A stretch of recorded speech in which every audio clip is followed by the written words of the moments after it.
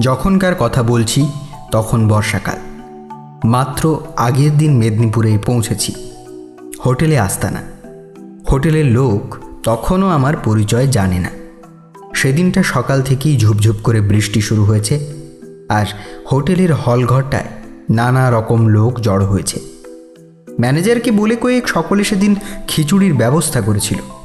রাত্রিরের আহারটা আশাপ্রদ হবে, তাই আড্ডাটাও জমেছে মন্দ নয়। আমাদের আড্ডার মাঝে একজন ব্যক্তি বলল, এখন একটা ভূতের গল্প হলে মন্দ হতো না। হোটেলবাসীরা জীবনের পোড় খাওয়া লোক। সকলকেই ব্যবসা বা অন্য কোনো কাজের খাতিরে ঘুরে বেড়াতে হয়। সকলেরই অভিজ্ঞতা পাকা। জীবনকে নিজের হাতে নিয়ে ঘুরে বেড়িয়ে ভয় জিনিসটা আলোর সামনের অন্ধকারের মতো প্রায় সকলের